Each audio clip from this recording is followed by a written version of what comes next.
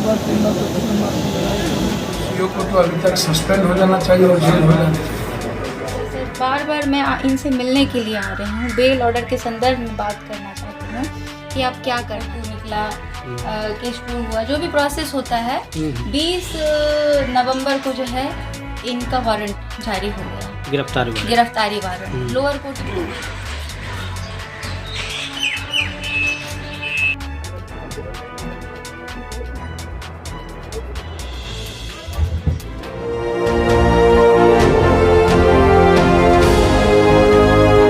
The Republican times, खबर ही नहीं विश्लेषण भी। सलाम, नमस्कार, सत श्री अकाल। आप देख रहे हैं रिपब्लिकन टाइम्स। मैं रजूर रहमान। मधेपुरा मुरलीगंज सीओ का मामला अब धीरे धीरे तूल पकड़ने लगा है।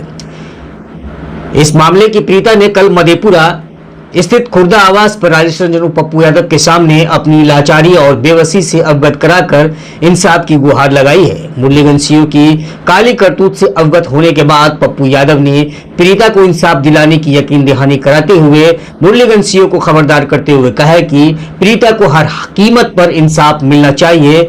उन्होंने इस मामले पर अफसोस जाहिर करते हुए कहा कि इतना गंदा काम करके भी मुरलीगंज सीओ अपने पद पर अभी तक क्यों बने हुए हैं, इसे तो जेल की सलाखों के पीछे होना चाहिए। पप्पू यादव ने साफ तौर पे कहा कि सीओ का अभी तक अपने पद पर कायम रहना और जेल की सलाखों से बाहर रहना ये साबित करता है कि रसूखदारों की टीम उसे बचा रही है, जो मुझे नाकाबिले बर्दाश्त है। उन्होंने कहा कि इस मामले में शासन प्रशासन के वरीय अधिकारी से बात करूंगा और अगर जरूरत पड़ी तो पीड़िता को इंसाफ दिलाने के लिए उसके साथ खड़ा रहूंगा। वीडियो बन की उसका भी मामला है, सीओ का मामला है। अब तक ये गाँव शोषण जो है, बच्चों के साथ खिलवाड़ करना, शादी के नाम पर सीओ को तो अभी तक सस्पेंड हो जाना चाहिए और जेल हो जाना चाहिए। अभी तक सीओ का सस्पेंड नहीं होना और जेल में नहीं जाना, मैं समझता हूँ कि किन रसूखदार लोगों का इसमें भागीदारी है। मैं इसके लिए बात करूंगा और जरूरत होगी तो इस बच्ची के साथ। आपको बता दें कि ये पूरा मामला दुष्कर्म, फिर माफी, फिर कोरोना काल होने की वजह से भगवान को साक्षी मानकर पटना के एक मंदिर में दोनों परिवार की रजामंदी से हिंदू रीति रिवाज के अनुसार शादी, फिर पति पत्नी की तरह 3-4 साल तक साथ में रहना, फिर सीओ का चुपचाप से किसी दूसरी लड़की से मंगनी करना और उसके बाद से लेकर अब तक दोनों के दरमियान जारी विवाद से जुड़ा है। आपको बता दें कि लगभग 1 सप्ताह से पीड़िता मधेपुरा और मुरलीगंज का चक्कर लगा रही है, सिर्फ यह पूछने के लिए कि आखिर क्या वजह थी जो मुरलीगंज सीओ किसले कुमार पत्नी के रहते हुए दूसरी लड़की से मंगनी कर लिए।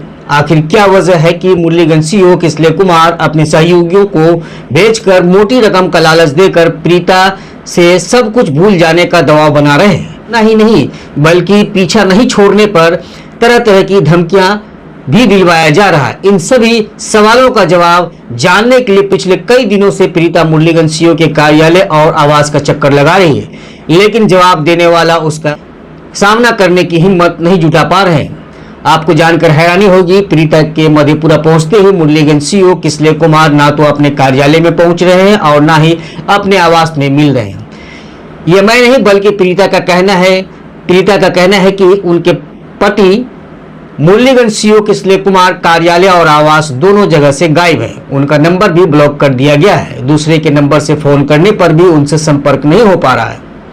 पिछले 1 सप्ताह से दर दर भटक रही पीड़िता की फरियाद को जब कोई सुनने वाला नहीं मिला, तब रिपब्लिकन टाइम ने इसकी आप बीती सुनकर इस खबर को प्राथमिकता से पूर्व में भी दिखाया है। रिपब्लिकन टाइम्स पर खबर पब्लिश होने के बाद मुरलीगंज सीओ किसले कुमार की करतूत पब्लिक डोमेन में आते ही यह मामला मधेपुरा जिला सहित आसपास के जिलों में भी चर्चा का विषय बना हुआ है।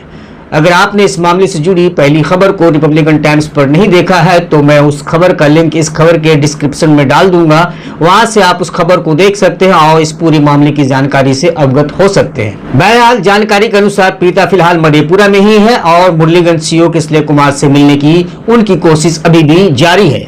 आपको बताना यह भी जरूरी है कि इस मामले की पहली खबर पब्लिश करने से पहले एक बार फोन पर मुरलीगंज सीईओ किसले कुमार ने रिपब्लिकन टाइम्स से बात की थी। उनसे जब हमने इस मामले में सवाल किया तो उनका कहना है कि मामला कोर्ट में है और कोर्ट के माध्यम से ही वे उन्हें निपटेंगे। जब उनसे ये बोला गया कि आप एक जिम्मेदार पद पर हैं और पीड़िता से मिलने से आप बच रहे हैं, तो ऐसे में एक जिम्मेदार पद की ही ना सिर्फ फजीहत हो रही है बल्कि इस मामले को लेकर मधेपुरा जिला की भी बदनामी हर तरफ हो रही है। तो एक बार पीड़िता से मिलकर उसे समझा बुझाकर इस फजीहत पर विराम लगाने की कोशिश आप क्यों नहीं कर रहे हैं? तो उनका दो टूक जवाब मिला कि कुछ भी हो, कोर्ट के माध्यम से ही इस मामले में कोई प्रतिक्रिया मैं दूंगा। जब उनको कैमरे के सामने यह बात कहने को कहा गया तो उन्होंने कहा कि चुनाव का समय है, जिस वजह से वक्त की किल्लत है, आप कल कॉल कीजिए। और जब अगले दिन खबर पब्लिश करने से पहले उनसे प्रतिक्रिया लेने के लिए दोबारा मुरलीगंज सीईओ किसले कुमार को फोन लगाया गया तो उन्होंने कॉल रिसीव करना मुनासिब नहीं समझा, जो साफ तौर पर जाहिर करता है कि मुरलीगंज सीईओ किसले कुमार को इस बात की कोई चिंता नहीं है कि उनकी वजह से न सिर्फ एक सम्मानित पद की बदनामी हर तरफ हो रही है बल्कि मधेपुरा जिला की भी बदनामी हर तरफ हो रही है। लेकिन अफसोस बात है कि मुरलीगंज सीईओ किसले कुमार की सेहत पर इस मामले को लेकर रत्ती बराबर भी कोई फर्क नहीं पड़ रहा है। खैर, जब उन्होंने बार बार कॉल करने पर भी फोन रिसीव नहीं किया तब हमने इस मामले की पहली खबर को पब्लिश कर दिया था और खबर पब्लिक डोमेन में आते ही पीड़िता के प्रति लोगों की हमदर्दी बढ़ने लगी है। अब जब ये मामला पप्पू यादव के संज्ञान में आया है तो लोगों का मानना है कि मुरलीगंज सीईओ किसले कुमार को अविलंब पीड़िता से बात कर आपस में सुलह कर इस मामले पर विराम लगा देना चाहिए। खैर, इस मामले में अब आगे क्या होगा, यह मामला आगे चलकर क्या रुख इख्तियार करेगा, यह तो आने वाला समय ही बताएगा। लेकिन यह बात हर किसी के जहन में होना चाहिए कि मधेपुरा सामाजिक न्याय के एक से बढ़कर एक प्रौधाओं की सरजमीन रही है। यहाँ किसी के साथ अन्याय नहीं हो सकता। जिस तरह से लोगों की सहानुभूति पीड़िता के साथ दिखाई पड़ रही है, उनको गंभीरता से मुरलीगंज सीईओ किसले कुमार को लेना चाहिए और समय रहते ही आपस में सुलह कर इस मामले पर विराम लगा देना चाहिए। फिलहाल इस मामले में बस इतना ही। इस मामले पर आपकी क्या प्रतिक्रिया है, कमेंट बॉक्स में अपनी प्रतिक्रिया जरूर दें। और अगर आप भी पीड़िता को इंसाफ दिलाना चाहते हैं तो इस खबर को ज्यादा से ज्यादा जरूर शेयर करें। धन्यवाद।